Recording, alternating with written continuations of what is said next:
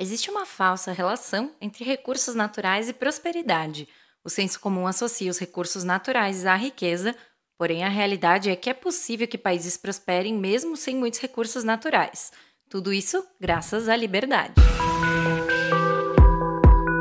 Este é a Visão Libertária, sua fonte de informações descentralizadas e distribuídas. É muito comum ouvir por aí que o Brasil, por ter muitos recursos naturais, que se eles fossem bem administrados, a economia aqui seria muito melhor. Parece um argumento que valoriza a lógica e a materialidade e que por isso é bom. Mas quando se contra-argumenta com vários exemplos de onde os recursos naturais são parcos e mesmo assim há mais prosperidade, como Hong Kong, que era ainda mais pobre que nós, ou Israel lá no meio do deserto, que enriqueceu, aí os argumentos desabam e a lógica lá longe manda um abraço. A Alemanha e a Itália, sem ter plantações de café no território, são os dois maiores exportadores do mundo. Esses exemplos mostram que a riqueza de um país não depende exclusivamente de seus recursos naturais. Há algo muito mais importante para a prosperidade: a liberdade. Especificamente no âmbito territorial de governos, mesmo sendo via empresas não estatais, a liberdade econômica. Correlação de prosperidade com a abundância de recursos naturais é uma falácia. Alguns dizem que, apesar da abundância aqui, o problema é a administração do governo ou a corrupção, aquele papo de sempre. O Estado será o pior administrador porque ele nunca precisa ser bom. O dinheiro que ele tem é o que ele retém de você. O principal é que haver recursos naturais abundantes não garante riqueza. Eles estão lá, parados. Para algo prosperar, deve haver geração de valor. E não é a existência dentro das linhas imaginárias que faz isso. O que cria a riqueza são as trocas em que cada um recebe o que quer. Não importa depois se o item adquirido será bem ou mal usado, e sim que na troca houve a geração de valor para as partes. Assim como, filosoficamente, se não há nariz, não há perfume, a existência de algo só é considerada quando há percepção, e só haverá interesse se houver uma ideia de utilidade. Não adianta haver zilhões de madeira, de minério, de petróleo, se eles não forem demandados por alguém. Foi o intelecto humano, a criatividade, o conhecimento e o esforço que transformaram materiais da natureza em recursos úteis para cada um. A gente não saiu da idade da pedra porque acabaram as pedras. Foi porque combinamos as pedras de maneira diferente e com coisas diferentes. O petróleo é um exemplo disso. Ele é conhecido desde as civilizações antigas no Egito, Mesopotâmia e China, mas só passou a ser industrializado quando aprendemos a fazer isso.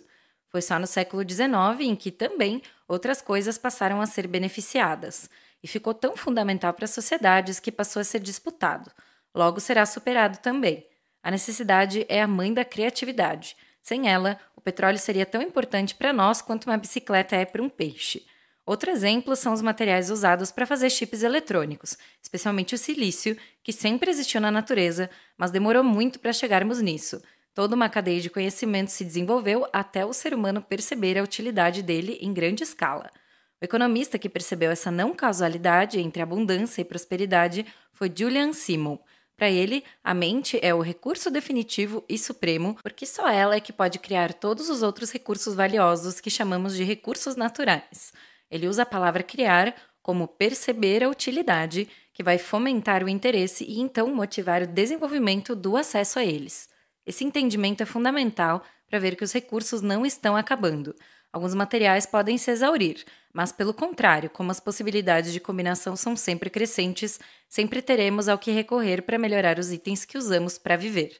Mas, para isso, é fundamental que haja liberdade, que só existe quando há respeito à propriedade, e o Estado é o primeiro a ir contra isso. Assim, as pessoas, agindo individualmente ou em empresas, são livres para empreender o que têm, seja do intelecto, da informação ou do material, para trocar soluções que precisam. No mercado, quando é muito ou pouco livre, o desperdício significa prejuízo. Por isso, um recurso que está sendo mal usado motiva uma mudança de planejamento. Quando um recurso valioso é usado fora de um sistema de preços livres, com interferências de um intruso, é muito mais difícil medir o quanto se perde, tanto em material como custo de tempo. Os países onde se diz que há capitalismo é onde há alguma liberdade econômica, mas não há capitalismo, liberdade de verdade. Quando lamentamos os desastres com barragens de mineração assolando cidades, o que o seu amigo socialista vê é uma empresa capitalista culpada. Mas o que ele não vê é a regulação estatal que criou dificuldades contra a concorrência e, por isso, fomentou o comodismo tecnológico. Não é por acaso que os piores desastres ambientais aconteceram no alto socialismo, como o desaparecimento do mar de Aral e o desastre nuclear de Chernobyl. Ambos estavam fora de um sistema de preços livres. Nisso, as pessoas não têm como quantificar e então se motivar a realocar o que está mal aproveitado. É uso irracional. Das duas, uma. Ou a democracia existente é inútil, porque não faz outra coisa a não ser institucionalizar escolhas que a maioria já faria se fosse realmente livre, ou ela não existe, já que serve para obrigar a minoria a escolher algo que, se deixada livre, não iria escolher. Essa frase é do Marcelo Mazzilli, do livro Estado? Não, obrigado. No livre mercado, o desperdício aumenta a raridade, que é exatamente o que as pessoas, sejam livres, ainda mais quando estão restritas, querem evitar. E ao cair na irracionalidade, seja do uso dos argumentos para planejar, acabou. Quando acaba o uso racional, a razão acabou. A correlação entre a abundância e a prosperidade é falsa. O Estado está aí em níveis altos ou baixos de interferência. Não há liberdade ética total em lugar algum, mas há uma correlação verdadeira. Sempre onde há mais liberdade, ou menos intromissão, um controlador, há mais prosperidade. Os recursos não se esgotam porque quem precisa deles procura limitar o uso para que não acabe antes de haver outro para oferecer a mesma solução. É por isso que o respeito à propriedade é o mais importante. Sem ela, quanto menos privada for alguma coisa, mais de ninguém será o interesse em preservar. Isso vale para peixes, silício, minério ou o planeta todo. E como os coletivistas gostam de roubar até a ideia de relação de progresso com as vontades deles, eles ignoram que a Terra ainda não viu um único recurso não renovável ser extinto e que a preservação de espécies ocorre com muito mais eficiência por meio de entidades privadas e não pelo ativismo de sofá. Parece ser muito difícil para eles entender que, apesar da população na Terra sempre ter aumentado junto com a redução da pobreza, sem nunca ter recebido algo de fora, tirando um ou outro asteroide caído, isso ocorre graças à inovação para combinar recursos.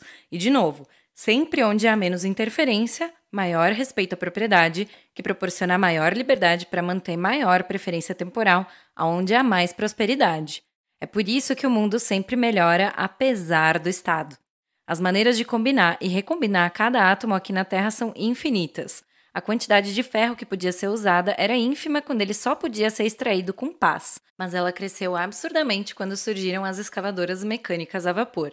E aumentou ainda mais quando descobriram como purificar melhor o minério de ferro tirando o enxofre. Daí, manipulando mais as moléculas, conseguimos o níquel para formar os automóveis, os eletrodomésticos e as vigas de aço que sustentam prédios e pontes. Ele se tornou muito mais útil e valioso para o bem-estar do que se ficasse lá nas rochas, protegido por leis estatais. Aliás, não foram leis estatais que protegeram as baleias jubarte dos caçadores. Foi a troca das lamparinas a óleo dos postes de rua por luz elétrica. Como a tecnologia de iluminação mudou, acabou o interesse pela gordura delas usada na produção do óleo das lamparinas. Nunca é o Estado, é sempre o mercado, inclusive para coisas ruins. Mas a diferença é que quando é livre, se corrige mais rápido e melhor do que com interferência central. E isso vale para todo e qualquer recurso que seja do interesse de alguém e se for viável economicamente a sua extração. A oferta de itens economicamente utilizáveis aumenta à medida que o homem aumenta o conhecimento, que é infinito. A previsão de Julian Simon é oposta ao senso comum, preso à velha e inválida ideia malthusianista. Para os progressistas, nós estamos consumindo mais do que deveríamos, os recursos estão acabando, o planeta não aguenta mais, o ser humano é um vírus, blá blá blá blá blá, e precisamos nos agarrar ao ecossocialista fofinho mais próximo para salvar o planeta. Para essa turma, a única maneira de não ficarmos sem recursos é diminuindo o crescimento econômico, o maldito consumismo, incentivado pelos malvados imperialistas americanos. Oh, preguiça! É justamente o contrário. É pela rede econômica de produção e consumo que se cria a riqueza. Além do sistema de preços, que evita o desperdício, o livre mercado permite que as pessoas tenham mais tempo para se educar e ampliar o aprendizado, que sempre será útil para aumentar a eficiência e produzir mais com menos. O argumento principal pela liberdade e pelo respeito à propriedade é ético e não porque seria mais eficaz. É pela maneira ética que a eficiência ocorre. O ser humano reage aos incentivos que percebe para conseguir algo que o faça se sentir melhor, sendo para si mesmo ou para cooperar. É por isso que a liberdade é fundamental. Normalmente, as ideias de que os recursos estão se esgotando e que países que têm muito de alguma coisa deveriam estar mais ricos vêm de pessoas que desvalorizam o indivíduo, consideram como um inimigo da natureza e acreditam em soluções estatais e em imposições coletivistas de políticas ambientais, mas os únicos a ganhar com essa ideia são os governantes e quem está aliado a eles. A maior diferença entre sociedades livres ou estatizantes está no valor que dão à propriedade. Por ela se tem respeito à liberdade. Quando isso é bem conhecido, se entende por lógica que a liberdade acaba no limite individual. Não mexa comigo, sem eu ter concordado, que eu não mexo com você. Quanto mais estatizante é a mentalidade, menos escrúpulos há para limitar a vida em função da sustentação do Estado. Não é por acaso que a história de regimes dos mais socialistas são as mais recheadas com as maiores atrocidades que vitimizaram o ser humano. Por tudo isso, é que o principal recurso natural, jus natural, que existe é a liberdade. O que importa não são os limites materiais físicos. E hoje em dia, nem o dinheiro físico, e sim o dinheiro que permite soberania monetária, a verdadeira propriedade monetária, mesmo sendo digital, e sim que o ser humano seja livre para experimentar, interagir e reimaginar o uso do que tiver à disposição.